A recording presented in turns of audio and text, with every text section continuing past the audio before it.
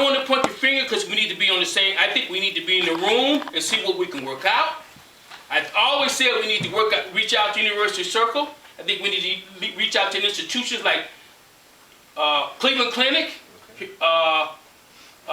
University Hospital, with the big people that say, how can you help us get through this? Okay? I wrote them,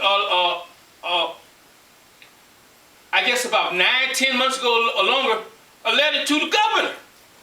He's got a $2 billion rainy day fund. It's $2 billion. When I wrote the letter, it was one. It's $2 billion now. It's $1 billion. When I wrote it, was $1 billion. It's $2 billion now. Money's sitting there from the local government fund. It comes from all the municipalities that's complaining about that all over Cobb County. Help us. Okay? That's what I've done. Okay? All right? I've been in contact with the congressman, some things. I saw him yesterday. Okay? So I'm doing what I can. So let's work together and see what we can do. Okay? Because I don't want this ship to sink, and I don't want to be annexed to Cleveland. Okay? I don't feel, and I say this objectively, because I respect Frank Jackson and the council people, but they have their own issues. Their fire, the potholes, you can go on. Did you drive through Cleveland? Yeah. Okay. They got as much blight as we got. Yep. All right? So we need help. I did talk with a couple of people from the governor's office. He said, well, we'll see what we can do, but they never done anything. They never done anything. So we've got to have the fire, and we got to have the police. So we need to sit down. I don't know if we are allowed to be in that, since it's union kind of stuff or whatever, but I support you guys, and have all the years, and Barbara and all of us do. We need to see what we can do. But here's what Michael Smedley's been saying to us. There's all kind of developers that want to come in here. It's only a matter of time. The Circle East, they're going to build something behind that. He mentioned 2 or 3 developments. And in terms of GE is going to sell what we're hearing, and we've never sat down with the mayor and had this discussion. GE is going to sell their thing to another business and have another business come in. All right? So there is some hope. But this thing has been lingering, and this tax base has been diminishing for over 20 years. So we got to get people in these vacant houses. Some of these houses need to be torn down. Some of them could be renovated. It's got to be a plan. I have not seen an economic development plan, but I'm willing to sit down and work that out. Okay, go ahead, Bob. The question that the chief asked was a legitimate one. And I can say right now, nothing has been done. Right. We are legislators.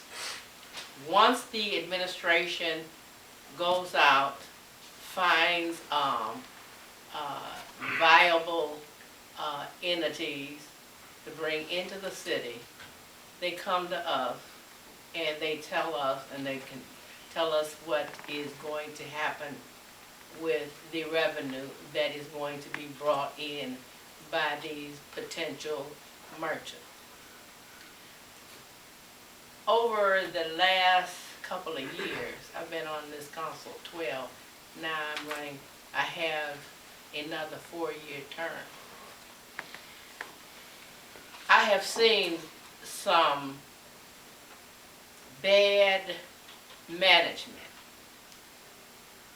And I heard our supposedly chief of staff sit here the other day and say that a lot of the individuals that was behind him does not know how to manage municipality. Well, it doesn't seem like the administration knows how to manage. If they do, they would be here right now. This is a committee based on what we can do to see and help our cities, and everything that comes up here is the health and welfare of this community. And you all are our health and welfare. The question that was asked was, what are we doing? We're sitting here trying to find money. We just put the appropriations together the other day. The March 31st was the last day. We put the appropriations together. My question is, when you start cutting from here, how many from the top were cut? I haven't seen that. I'm hearing that the service department, and I'm not sure whether it's still going on, have been giving up days, furlough days. Now these people make $8 and $9 an hour. So what I'm saying, just like the chair of this Health and Safety Committee, you need to go back to the table. It wouldn't do any harm to go back to the table and see what we can come up with, as opposed to just saying it's over.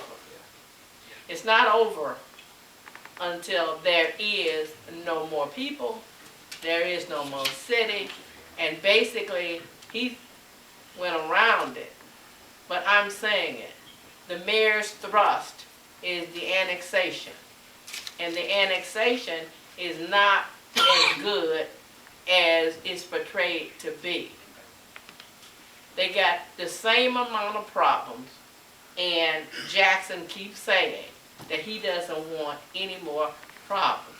We will not be a community, we will be a ward, and the ward will be split like a baby.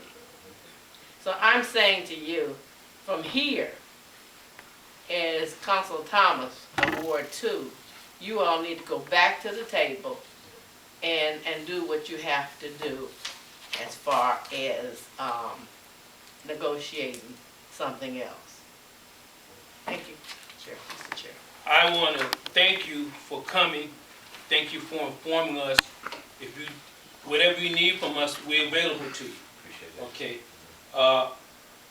It's not the legislative thing right now, or appropriations, what we do. It's about all of us getting in a room and doing what we can.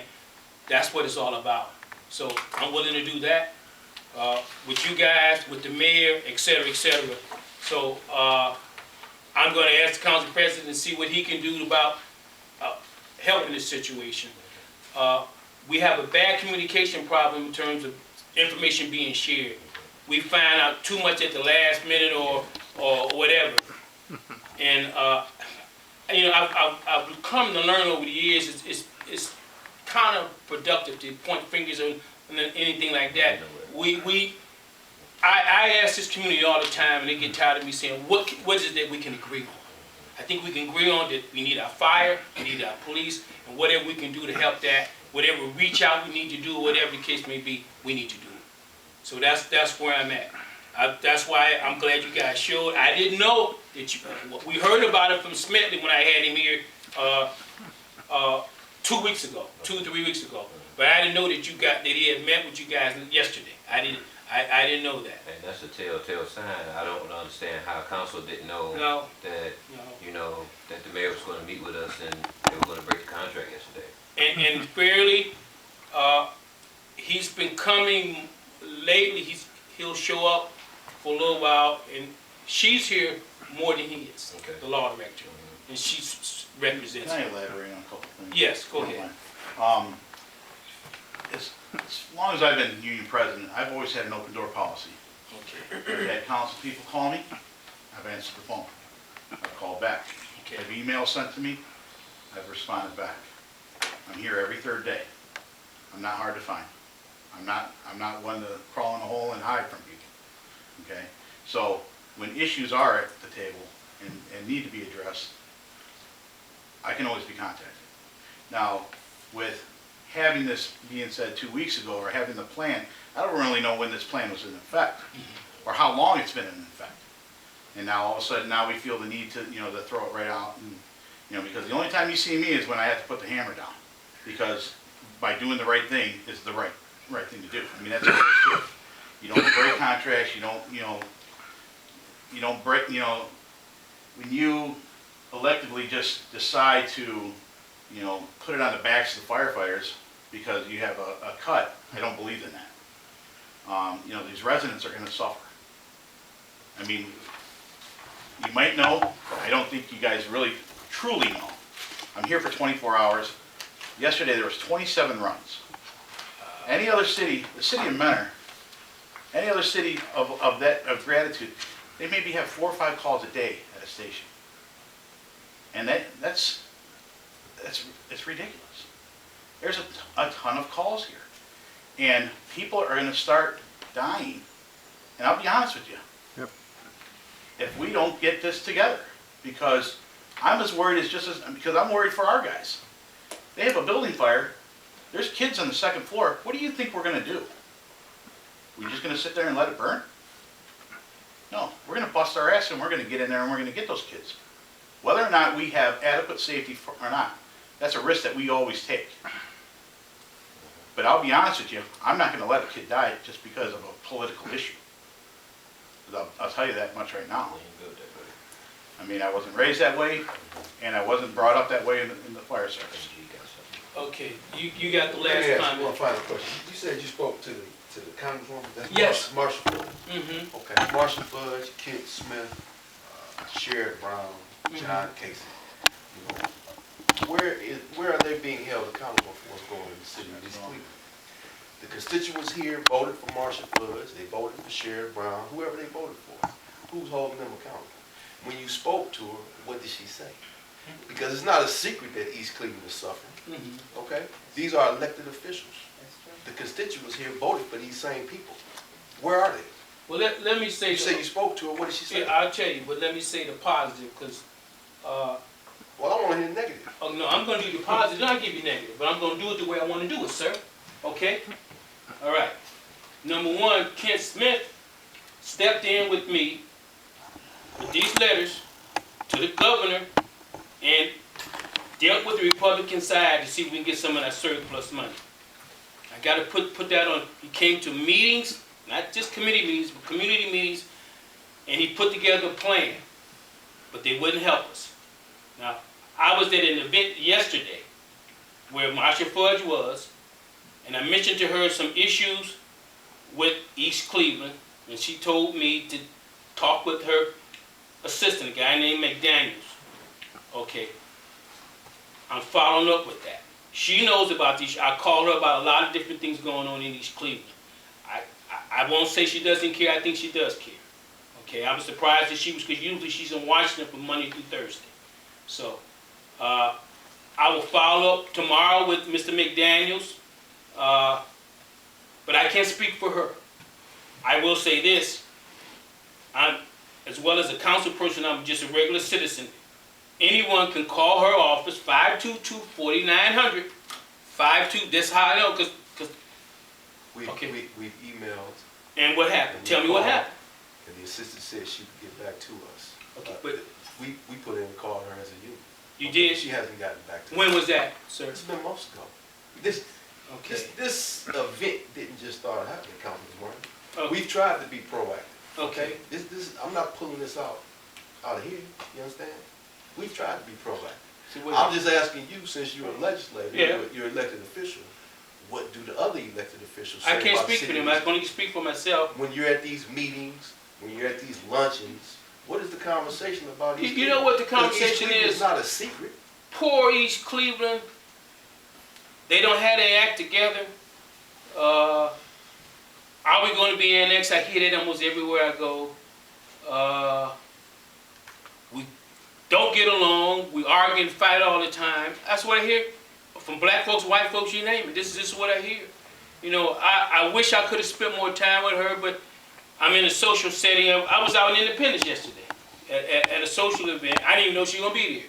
And I said, well, I need to talk with you. Well, I can't give you that much time, Martin, but talk to my assistant. Okay. So, and I've talked with, and this is a new guy. She had an assistant named Hairston. He retired.